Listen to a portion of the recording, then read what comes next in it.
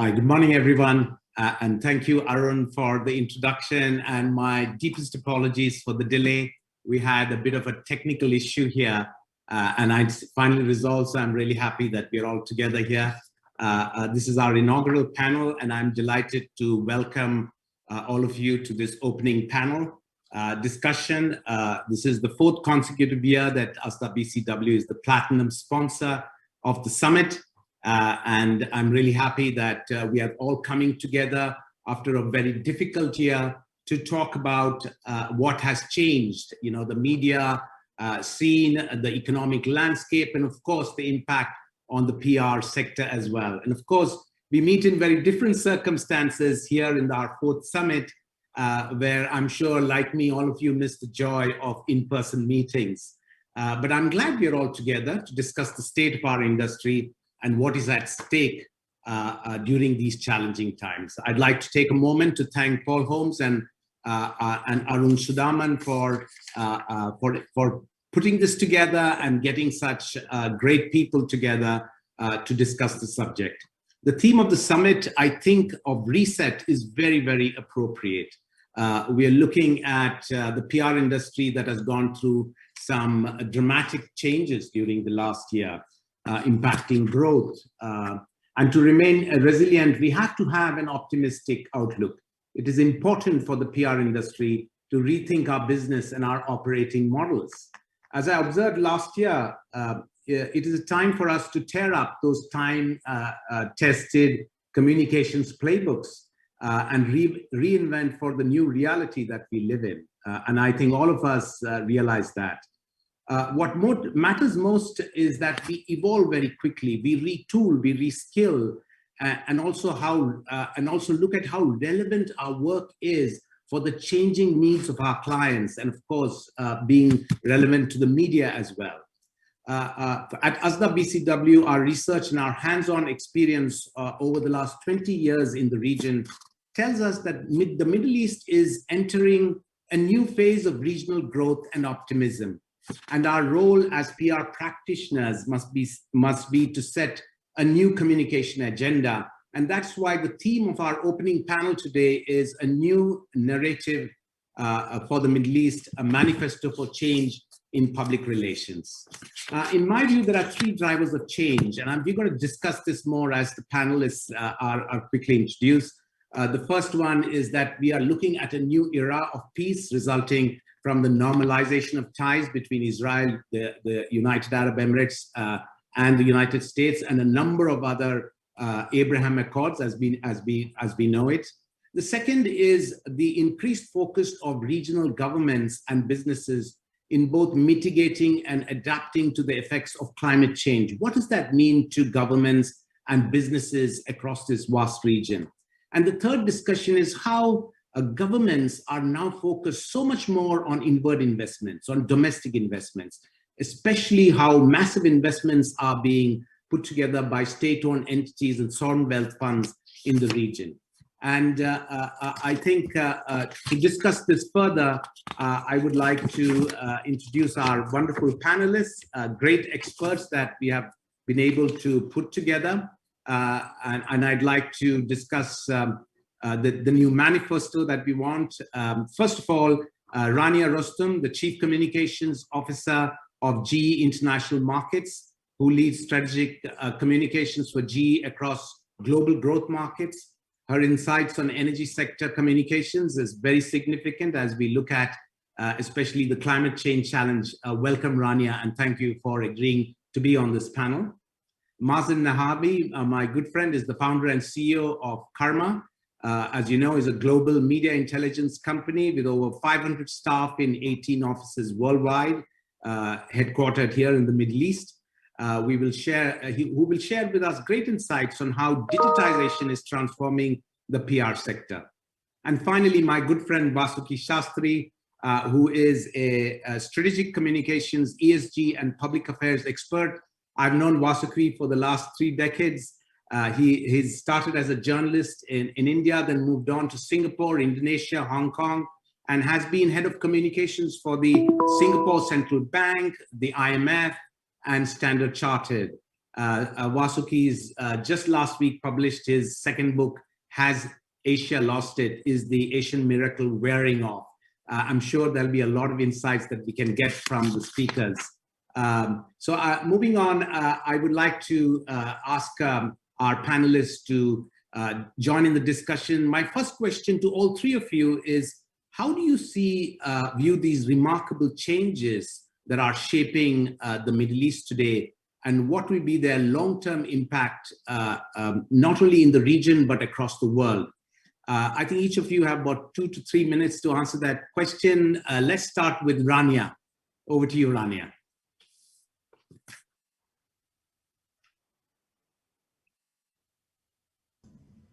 And I'm going to unmute. I hope you can all hear me. Yes, great. Very good morning to everyone. Thank you, Sunil. It's great to be here today.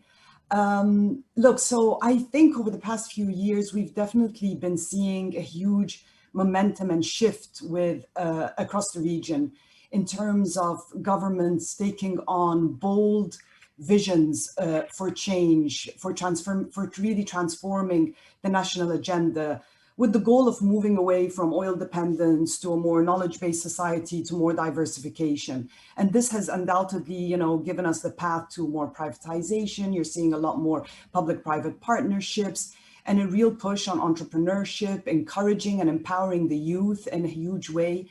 And this has enabled the build out of our innovation ecosystem. Interestingly, last year, towards the end of last year, so in the midst of COVID, we ran an innovation barometer survey, and it showed that the Saudi and the UAE are both being seen as countries globally as innovation conducive environments.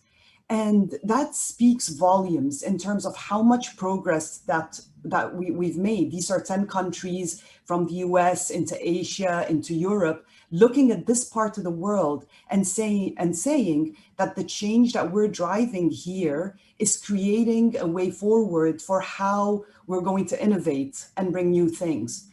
I think we can't talk about change without discussing the COVID and pandemic pushing us hard to navigate with, something that we're all still grappling to understand from a country point of view, from a community point of view, and what it means to, our livelihoods. But I think a couple of things are clear.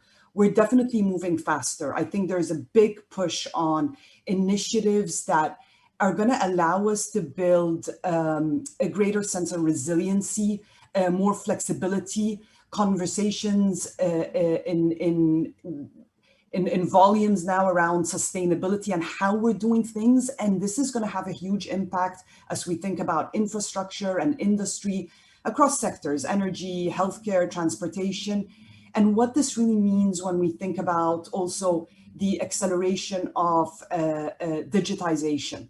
How are we looking at increasing efficiency and productivity? How are we enabling these virtual remote environments? Can we, repair and maintain sites thousands of miles away? We're seeing it very clearly in the healthcare sector. We've been talking, of course, for a while now about the integration of AI into the healthcare sector and building out, intelligent-based systems. But this is going to, COVID has definitely and undoubtedly accelerated this even further, changing the way hospitals are managed, our access to what healthcare workers have, patient journeys. So I think the key thing is, as we look at remarkable changes from over the past few years, changes that the pandemic has brought in, the focus right now in terms of building more resilient, sustainable economies, I think we're making real progress. There's a real push, and we're undoubtedly seeing the Middle East, countries and leaders really step up to that. Thank you, Rania. If we can go to Vasuki for his comments on the same question. Thank you very much, Sunil. Great to be here. What I'm most excited about is the reopening of relations between the UAE and Israel. And I think that really is very symbolic of the changes, the dramatic changes that are taking place. And I would really describe them under 3 R's, redraw, reimagine, and reinvent.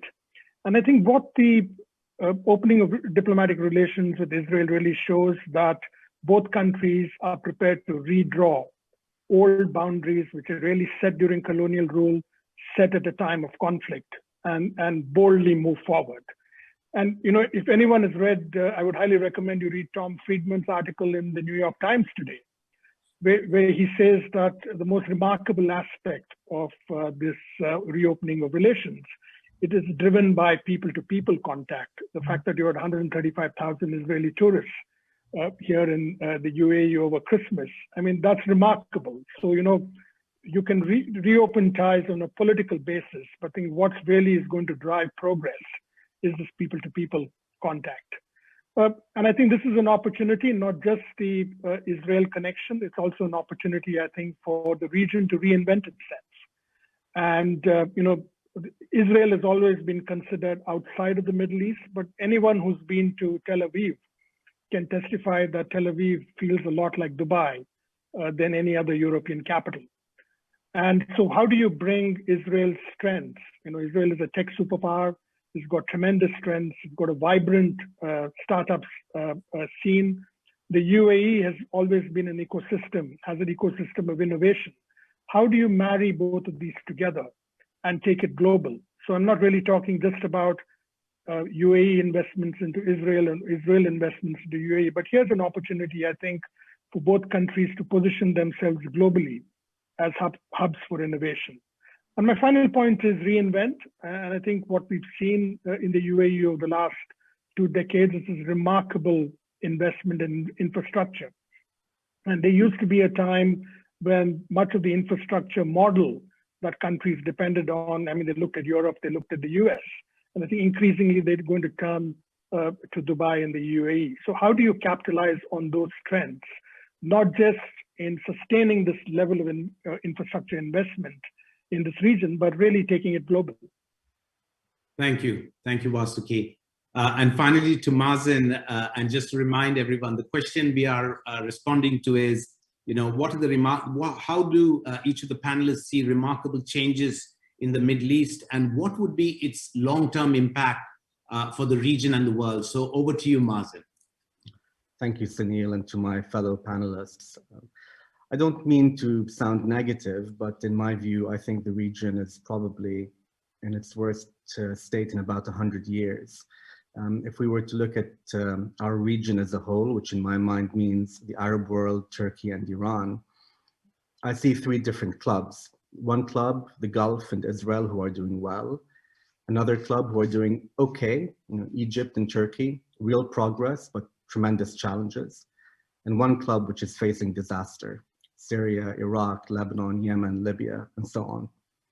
If we were to look at a quick metric, we're thinking about 50 million out of nearly 500 million people in our region who are doing well. 450 million face tremendous challenges. The long-term impact of that, I think, is being discussed in general at the highest levels, but some of them are not being discussed. The mental health disaster, which we're going to need to deal with for the next century. An Iraqi who's lost his home and cannot go back to Baghdad. A Lebanese person who's lost his life savings.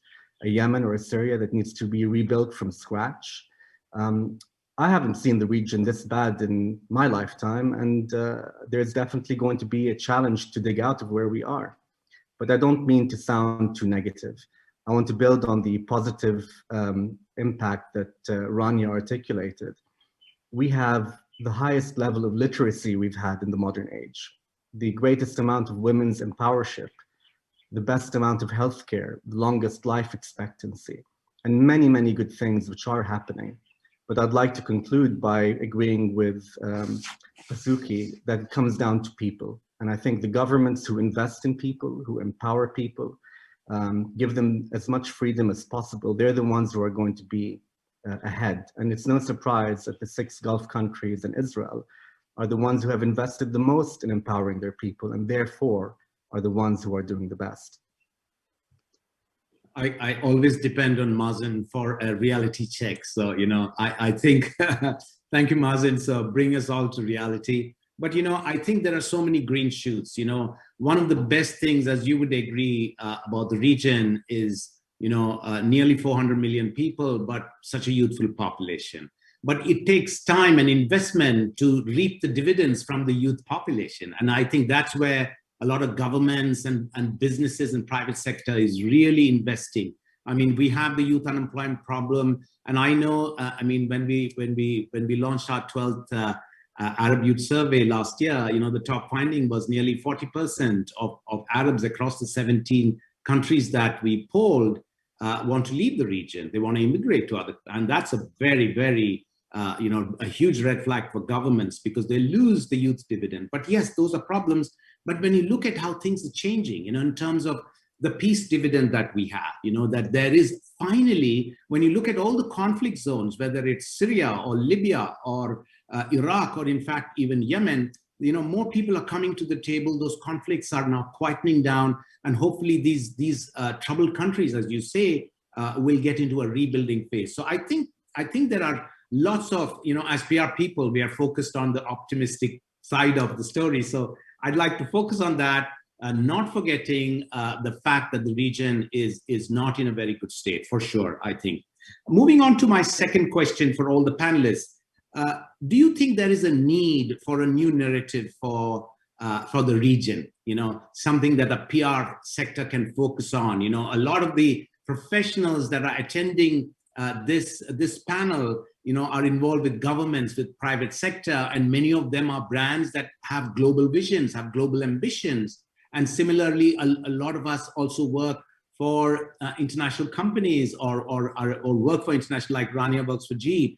Is there a need for the PR sector in the Middle East to adapt to these changes and create a new narrative? And here I'd like to start with Vasuki. Vasuki, could you give us your thoughts on this? I think looking at climate change and looking at environmental social governance, I think there's a huge opportunity here for communication experts to help companies completely re-engineer their brands. And I'm going to take a cue from Mazen by injecting some negativity here.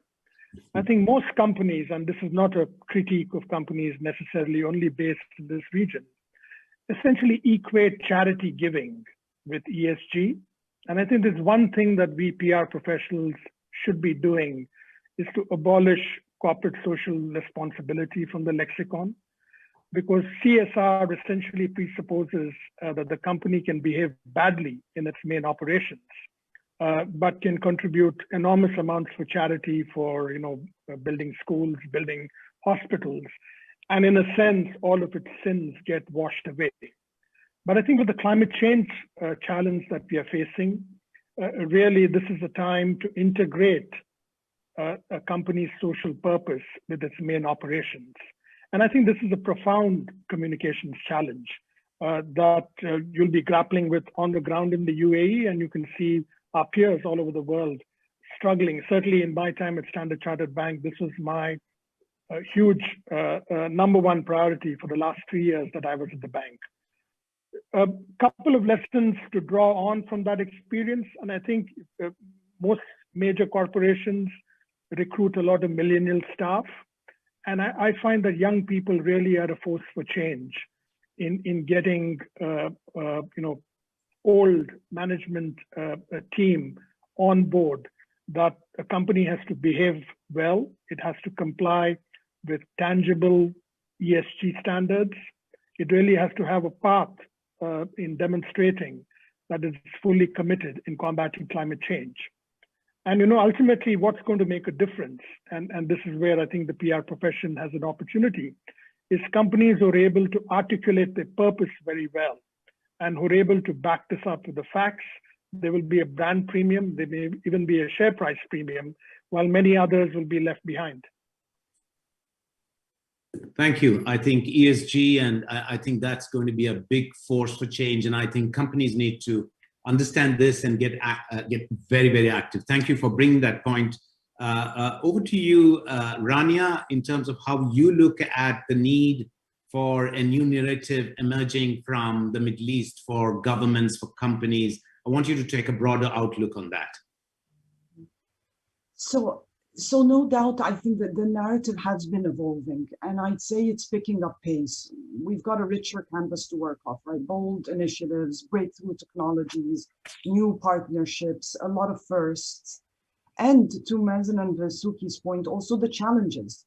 And I look at those as opportunities and also responsibility on part of our industry. And I'd say the key thing that in terms of how we can adapt and the role that we play is inclusion. Inclusion of more diverse and local voices into our narrative. And we've got a big role to play. We can help accelerate that. We can help bring it to the forefront. I think it's exciting as an industry to watch, you know, who's taking pen to paper. That's already been evolving for a good few number of years with the technology and all the opportunities for the youth to have their own for them to be the publishers. That's not new. I think what we can do differently is get more diverse and local voices, get them from the ground up, and tie these voices to our socioeconomic mandate, the challenges there and the opportunities to progress it further, so we can build this collective momentum that we're looking for. I think if last year has shown us anything is leaning in, and it's leaning in, and it's a time for openness. And we see that already. And I think that's a great opportunity for our industry. Indeed, Rania, I think a kind of collective message, a momentum that the region can be able to generate. And I think a number of multinational companies such as yours that operate in the region can help bring that together, because we can be you know, such a critical and important economic bloc, as well as, you know, opportunities to shine. And there's so much in terms of entrepreneurial spirit that's coming from the young in the region. And those are the kinds of green shoots that I'd look at, you know, that those are the forces of change. And then finally, over to you, Mazen, for your optimistic view this time. The question again is, is there a need for a Middle East narrative to emerge from the region, a new one, one that reflects our reality, but yet is optimistic? Absolutely. And PR and comms have really made tremendous strides in my 25 years in the region. It's night and day where we were and where we've come. The quality of talent, the quality of process, planning, impact is phenomenal, and I think continuing to grow. If there's a key word in my mind that would define the future in terms of the evolution and the narrative for our industry moving forward, it would be trust. Whether you're selling coffee or cars, whether you're trying to get Shia and Sunni to get together and get along, it all comes down to trust. And I think we all need to put that at the heart of anything that we're doing in our strategy, in our impact, and in our measurement. And a lot of the problems we have in the region are because of a lack of trust. But I think everyone is starting to realize that and is working towards it. But if we can begin every pitch, every campaign with trust at its heart, I think that would be a significant development moving forward. Absolutely. Thank you. Thank you, Mazen. Just to remind our participants that you could send questions to the panelists here on any point that we raise, if you have any additional ones, and I, as the moderator, will make sure that the questions are given to the right people here. There is one question on the chat box, which is from the audience, which says that where can we get the report you mentioned related to the innovation barometer? I guess that is to do with the Arab Youth Survey. You can get our white paper report, which we published in October, on arabyouthsurvey.com. And you can get details and data related to 12 years when we started the survey, from 2008 to 2020. And of course, if you want to acquire Vasuki's book, Has Asia Lost It? You just have to go to Amazon. A little plug for you, Vasuki. I hope you like that. In any case, please let the questions come in. We'd like to really make this as interactive as possible. Sorry, Rania, you were saying something? Sorry, I was going to say And I love the youth survey, absolutely. And the one that I was referencing to is the GE Innovation Barometer, and it's on GE.com. You can find that, Okay. or you just punch in GE Innovation Barometer. So that's a survey that's done across 10 different countries to measure innovation and progress in those fields. Okay, thank you for bringing that in. GE.com, and you'll get the Innovation Barometer for sure. More information there. Now, moving on to some specific questions to my wonderful panelists, I'd like to start with you, Mazen. You know, you play a very critical role in terms of measuring communication impact with your work in Karma for all your great clients across the region. How do you see government communication pivoting in this new era, in this new environment? Do you see changes happening there in the use of public relations services by government, both in-house and agency support? And in that, maybe a longer question is that, how do you see, is there some openness, some transparency? Is there additional investments in PR, especially from the government sector? Because you have such great experience in that sector. It's probably one of the most exciting things I see every day, Sunil, watching these young groups of Emiratis, Saudis, Egyptians working for their government to do good, and in growing teams with bigger budgets, and most important of all, a much higher level of skill and quality and impact. The old days used to be hold a press conference and get what I say into Al Bayan or Al Khalij. Today it's about how can I make people realize that going to Mars shows an entirely different national mindset, exhilarating, and being done with local hands and local innovation and local ambition. The level of ambition has grown, and therefore the level of funding and staffing has grown in quantity and in quality. It's very exciting, and I think what we're seeing in the UAE and in other parts of the Gulf is starting to show the way for other people in the region on how to get it right. In terms of measuring, it's fantastic that we're looking at a dialogue now, which is less about AVEs and less about impressions and vanity metrics, and much more about, well, we talked about trust. I wonder if people trust me, if people believe in my character and believe in my competence, and how do I actually measure that? Yeah. And these are the kinds of conversations we're now having with the highest levels of government throughout the region, and in fact, throughout the world. Same with the corporate entities. It's no longer about your quantitative, do I have more coverage in Qatar compared to Bahrain? It's about, do people trust what I say? Who are they? And how are they engaging with me? So the whole narrative of measuring impact has shifted from basic quantitative metrics, which largely mean very little, to something far more substantial and allowing comms professionals to really drive their campaigns on the basis of data and measuring impact and success. Do you see, Mazen, more engagement with government? I know you do a lot of listening tools for a lot of governments. Are they getting more engaged with their audiences? And is there much more transparency? Is there, I mean, I'm looking at a 5-10 year perspective, how things have changed. And I want our audience to understand how that has changed. Absolutely. We work with governments around the world, from America, Europe, the Middle East, Asia. I cannot think of any government whose leadership is so engaged with the public as the regional leadership over here. Whether it's taking questions and answers, doing a tweet up, engaging on Instagram, and a few members of government have even been on Clubhouse engaged in direct conversation as of the past week. They are heavily engaged and becoming more engaged. And I think they're engaged because they're not afraid. You know, they're not afraid of their own people, and they're not afraid of their own policies. They're confident. They believe in what they're doing, and their people believe in them. And they're open to that kind of engagement. And yes, they want to know whether that engagement is working. So we often work with them on finding out which stakeholder group is an advocate, which stakeholder group is a little bit hesitant, why, which messages are working, which messages are not working, and being able to identify the micro detail of their engagement through metrics which make a difference. Thank you for that perspective, Mazen. Now moving to Rania, I want you to answer a little more specifically about GE in terms of how are you responding to changes in the Middle East? You know, GE has a nearly 80-year presence in the Middle East. So you've been here for a very long time.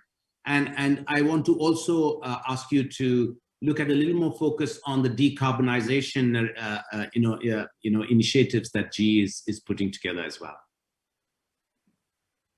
So on the decarbonization, I think as a company that powers 1/3 of the world's energy, we really do have a unique lens across the entire energy system globally. And no doubt we're seeing climate change as warranting urgent action that governments and companies are looking at, and setting also very bold targets on decarbonization. So the shape of the energy production and consumption and our role in the energy transition is critical, and we're very much at the center of that for the customers and the stakeholders that we're serving. So I think a couple of things as we think about that and what it means to globally and to this region. I think one is, how are we looking at the fuel mix and how we're looking at technologies? And how are we ensuring that as we think about natural gas, renewables, the grid infrastructure all working together in more harmony to secure the delivery and the reliability of energy systems? You know, what are we doing today so we can ensure that these systems weather pressure? There is minimal disruption. You know, we've seen it time and again across many parts of this region, challenges with blackouts. So how do we think about technology and fuel mix in new ways? And the goal is really, how are we reducing emissions? So a big part of that has to be innovating around the key technologies. For example, like hydrogen, carbon capture. So we continue to, invest obviously in R&D, listen to our customers closely. What can we pilot in the different places? Looking at what happened with the aviation industry, and as that makes a comeback, how do we think about more fuel efficient engines? I mean, what's on airliners' mind now is, how do we improve sustainability? How improve the efficiency of the performance? So I think it's definitely, there's a technology component, there is understanding the landscape, and there's working together ever so closely with partners, from utilities to power producer to airlines, policymakers, as we set a vision, for decarbonization in different sectors. Of course, on GE, on the GE front, we've got to lead by example. So last year, for example, we set our own carbon neutrality goal, hoping to meet that by 2030. So, I mean, at the end, we're addressing a lot more than climate change. We're also addressing sustainability for the communities, reliable, accessible energy. But I would also add, that it's very encouraging to see some very specific, bold actions by governments across this region towards that. We've heard it from the UAE, we've heard it from Saudi, a big push in Egypt on renewables as well. So I think that's all exciting. It's moving in a positive direction forward. There's a lot more we have to do, and we can only do it together via partnerships. Thank you, Rania. There's a general question that has to all the panelists, but I'd like to direct this to Vasuki. This is from Valerie Tan of Emirates. She asked, does the panel think the Middle East is still unfairly represented in international media? And a very interesting corollary question, will new media, which is the youth, help with some of this balance? How is the Middle East represented by international media? Vasuki, for an international observer, I'm sure you have a point of view there. Yeah, looking at the region from the outside, I mean, the keywords that international media consistently represent of the region is, chaotic, unstable, dysfunctional. And unfortunately, these keywords, in a way, have been so completely embedded in the psyche of the person on the street that the very mention of the word Middle East often tends to scare people. And they obviously change their minds when they come to Dubai, when they actually here on the ground, they go away with a very different perception. So I think, absolutely accelerating people-to-people contact would be a great way of changing perceptions. And the second thing is the framing. And I think this is where, to Mazen's point, I think governments, political leaders, policymakers, business leaders have an opportunity to really consider the audience to be global and to communicate the change that is happening on the ground.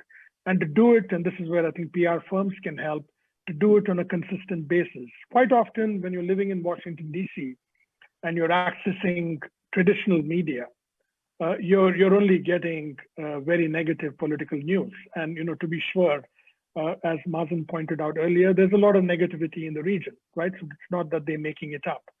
But on the other hand, I think if you follow non-political voices on social media, I think there's a lot of opportunity there for rebranding. And this is where I think governments should very smartly invest in, not trying to really dictate the message, but really letting young people take charge in really articulating their vision for the region. And I think that over a period of time, that will bring about change.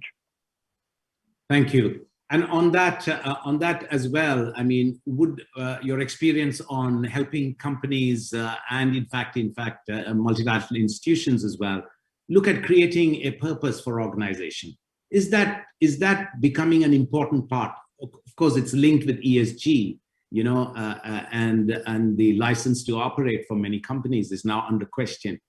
Can you throw some light on that aspect? How corporate purpose or purpose in general is impacting communication imperatives and communication strategies? Yeah, I think the origination of the social purpose debate really happened because of the global financial crisis. And I think it's accelerating now because of the pandemic. Because the fundamental questions being asked, should profits be the only motive for a private corporation? And as I mentioned before, CSR is used as a vessel for charity giving, but it's really not integrated into the main operations of the company. And I think the financial crisis triggered tremendous change and placed a question mark really, and to your question on, to your point about social license, where company management suddenly struggled, so they asked two questions: why do we exist? And who are our stakeholders? 30 years ago, the answers would have been, why do we exist? We exist to make profits and keep our shareholders happy. Who are we targeting? Primarily the shareholder community. But I think the concept of a stakeholder corporation, they're really targeting a much broader constituency of stakeholders, really brings us to the social purpose debate. And I think many managements, many boards are now having these very honest conversations about what the social purpose is. And I think this is a great opportunity for the PR community to help companies articulate this purpose. Besides that, on ESG, Vasuki, I mean, do you see a need for the PR industry to reskill, to retool, to be able to understand these concepts and able to advise clients on that, or both internal and agency folks? Well, you're absolutely right, Sunil. I think one discovery that I've made during the course of my work is when a company is looking for ESG expertise these days, they don't think about traditional PR firms, which I think is really a mistake. And I think it's a mistake because the perception is traditional PR firms do not have the domain expertise. They do not have the technical expertise in advising companies on how to position themselves in ESG. So I would say, every PR company really should be building that expertise in-house, should be recruiting the right talent to make sure that when the CEO of a company wants to build an ESG proposition, it's the PR firm that is on the table rather than a traditional consulting firm. So you don't want your lunch to be eaten away by someone else. And I think in doing it, I think there is an intrinsic link between building social purpose, building an ESG proposition, and communicating about it to the outside world. So there's a very, very logical value chain there, which I hope PR companies will be able to exploit. Thank you. Thank you, Abha. There's a question from the audience, which is a question directed at me. What are some of the positive insights from the latest Arab Youth survey in regards to digitization post-COVID? How quickly is the MENA region adapting to digital transformation? But thank you for that question. I think there's been a trend that we've been looking at, not just because of the pandemic, but over the last nearly 12 years that we've done the survey. And I can tell you, and just to give you some numbers, when you look at social media usage for consumption of news, 2015, there was only 25% of our sample across the region that used social media in 2015. In 2020, that's gone up to 79%. Now look at that dramatic change in just about 6 years. And when you look at young Arabs are turning to smartphones to watch videos, for example, 62% use, not surprisingly, smartphone to use all of their news consumption rather than television. And of course, when you look at subscribing to video streaming services, jumped up dramatically from almost zero about 5-6 years ago to 53% now. And music streaming services, even more dramatic, 62% of Arab youth across 17 Arab nations. And this is the age group of 18 to 24, use music streaming services. I'm sure Angami is doing really well because of that. And when you look at e-commerce trends, I think in 2018, 53% used e-commerce, and in 2020 it jumped up to 80%, of course, because of the pandemic. So those are a couple of trends, but there's some very interesting and positive, which you should spend some time on, which is gender equality. Young women in the Arab world across the Gulf, Levant, and North Africa feel they have equal rights to men, nearly 67% of the sample. I think this was one of the brightest findings that we had this year, actually. And a lot of young people are also saying that that religion plays too much of a role in public life, and they want religious institutions to reform.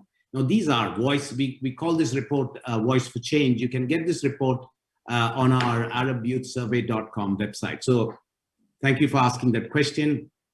That's from Ilyas Jabe. Of course, yes. And another interesting question is public trust in private sector took a hard hit during the pandemic. It regained some traction following vaccine rollouts, but limited to some sectors, example, healthcare. What are your thoughts on companies? What can they do to regain that trust? I'd open this question to any of the three panelists we have. Anyone can take that question. Maybe Mazen, you first. Trust in private companies. I think building on what Vasuki mentioned a moment ago, private sector companies really have a lot of work to do to establish a new foundation of trust. I think the capitalist narrative of profit first is falling apart because of the financial crisis and now because of the pandemic. People need to prove that they care for people, the welfare of your employees, making sure that they're safe, that they're not in a COVID-infested environment, being able to ensure that they have their pay protected, that they are responsible within their community, within their environment, that they're taking care of the climate. The responsibility of a private entity or a private organization to multiple internal and external stakeholders is no longer negotiable. It has to be met. And I think we're entering a time where, especially in the European Union, that's becoming law. It's no longer becoming something that you can choose to do or opt out from. But I think most private sector entities are being run by younger people. There are many more women on boards of directors. And that is going to become the culture of all private business moving into the future. There will be a few laggards here and there, but there's no going back. Thank you, Mazen. Anything from you, Rania, on trust in private sector companies? I totally agree with what Mazen and Vasuki said. I think it's always, as companies, as private sector companies, you have to, you have to serve. You're serving customers, you're serving stakeholders, and you are serving the public. Like from a GE perspective, it's electricity and better healthcare and connecting people. So we have to be answerable to what we're doing and how we're doing it. And I go back and say, I think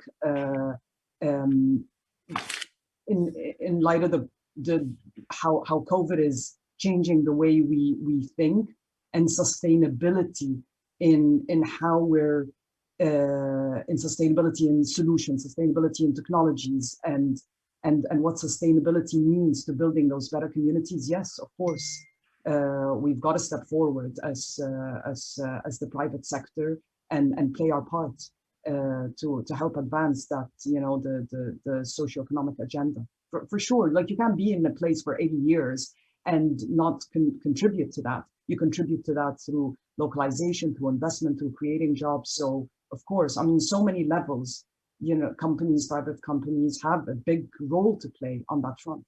No doubt about it. Absolutely. Yeah. In my previous discussions with you, Vasuki, and going back to the theme of our panel today, is there a need for a new narrative emerging from the Middle East?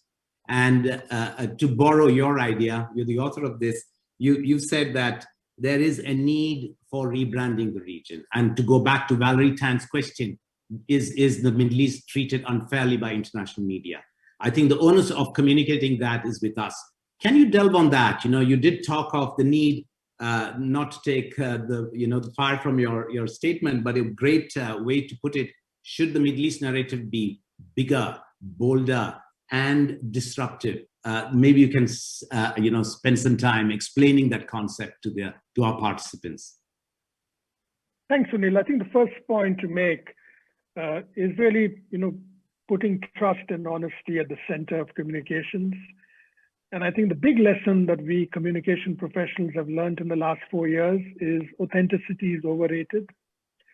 I'm not going to mention any names. So we've had a political leader who was authentically dishonest, superb in communications, but fundamentally misled and was dishonest in what he had to say. And I think as a communicator, the big lesson that I took away is no more flashy communications. We really have to be honest, simple in the way we communicate to the outside world. And I think in the context of COVID-19, I think there are lessons here for the region. Some governments have absolutely gotten it right in the way they've communicated to their public about the impact of COVID-19. And two things that they've done right, I think, is first to tell people that they don't have all the facts. It's very important to tell the audience that you don't possess all the facts. This is a fast-changing environment. Things are going to change. And when political leaders get it wrong, I think it's great to go out and say, sorry, we got it wrong, and we're going to try and do a better job the next time. And I think there's some building blocks here, I think, for the region to rebuild, to rebrand. And I think there's a tremendous opportunity here. And I think one vertical that has opened up is this UAE, Israel, Bahrain, Sudan vertical, which is one part of the Middle East, which is progressive, which is moving forward, which is looking at the future. And there are many elements, and I think even if you look at the region that I know very well, Asia, I mean, there's no united Asia which is dynamic, prosperous, and vibrant. There are many parts of developing Asia which have perennial chronic problems to deal with, combating poverty. They've got domestic unrest, right? So these are ongoing issues that the Middle East is going to face. But if you're able to showcase and demonstrate that you absolutely know where you're going, and the world also knows where you're coming from, and you have a clear destination in mind, I think that forms a very, very powerful communication strategy. The other thing that I would do is, and we've got to figure out how to do it, is to bring more people bring more I'm not talking about policymakers or academics or journalists, really encourage greater tourist flows into the region. Because when people come and take a look at the ground, and hopefully this will be possible after the pandemic, when people come and take a look, they do change their minds, they tell their friends, they post good stuff on Instagram and Facebook, and that will go a long way in changing public perceptions. Thank you, Vasuki. We've run out of time, and I thank Provoke for giving us that extra 10-15 minutes to complete our discussions. I'd like to take this opportunity to thank our wonderful panelists and for Provoke for facilitating this fascinating discussion. And if there's one point that we could all take away from this invigorating session, is that the Middle East, there is a new era of hope and opportunity that's emerging on the horizon, despite the unprecedented challenges of 12 months. And it is incumbent, and what I hear from all of you, it is incumbent on the PR sector and the industry to help convey that message that is bigger, bolder, and disruptive, that challenges some of the stereotypes that have been built about the region.